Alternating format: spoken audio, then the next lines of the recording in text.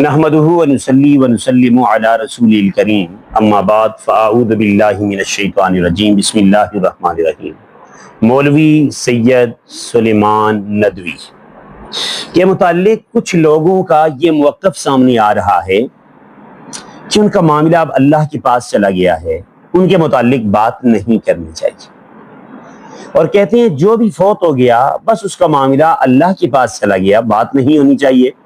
اس پر وہ دلائل پیش کر رہے ہیں اور باقاعدہ احادیث پیش کر رہے ہیں کہ اس کے متعلق بات نہیں ہونی چاہیے۔ واضح ہے، بہت اچھی بات ہے، اسی طرح دلائل ہونے چاہیے، لیکن کیا وہ جن صحابہ کرام کے متعلق گھٹیا زبان استعمال کرتے رہے، ان کی زبان گھٹیا جو چلتی رہی، تو وہ صحابہ کرام دنیا میں تھے، یہ اصول انہیں کیوں نہیں یاد آیا؟ یا صفائی دینے والوں کو آج یہ اصول ان کو پیش کیوں نہیں کیا ہے کہ محترم وہ صحابہ کرام رب کے پاس ہیں، ان کے مشاجرات کے معاملات کو ذکر کرنے کی اجازت بھی نہیں ہے۔ اللہ کے رسول صلی اللہ علیہ وسلم نے منع فرما دیا کہ خیر کے سوا صحابہ کرام کا ذکر نہیں کرنا ہے، ان کے خلاف بغض نہیں اگلنا ہے۔ یہ سب باتیں جب سامنے ساری کی ساری، اور صحابہ کرام چلے بھی گئے، دنیا سے رخصت بھی ہو گئے، 1500 سالوں کے بعد بھی سلیمان ندوی ان کے خلاف بولتا رہا، گفتگو کرتا رہا۔ کئی لوگوں کی ابھی پوسٹیں چل رہی ہیں، وہ جی تدریس بڑی کی ہے، حدیث پر بڑا کام کیا ہے۔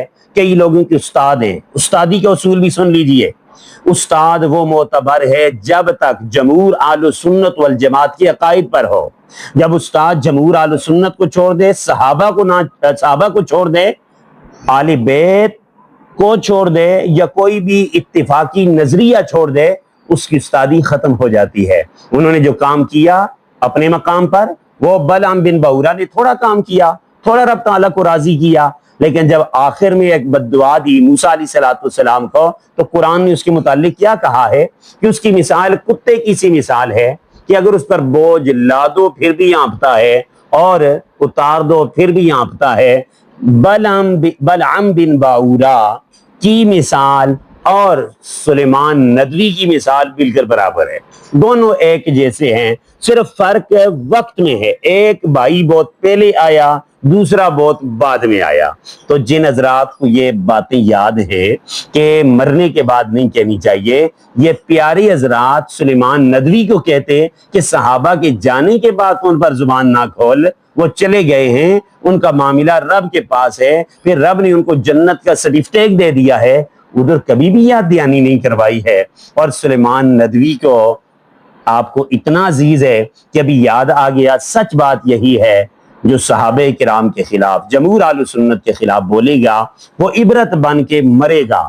تمام اہل سنت سے، نوجوانوں سے، سب سے میری گزارش ہے کہ واضح رہے، علماء اکابرین کے ساتھ مل کر چلیے، جمہور نظریات کو نہ چھوڑیے، صلاحیتیں کسی کی اگر ہوں اس پر مست نہ ہوں، بلکہ عاجز بن کر اپنے اکابرین کے مزاج کو لیجئے اور مسلمات کو تسلیم کیجئے۔ اسی میں رب ذوالجلال عزت عطا فرمائیں گے۔ جزاکم اللہ خیر۔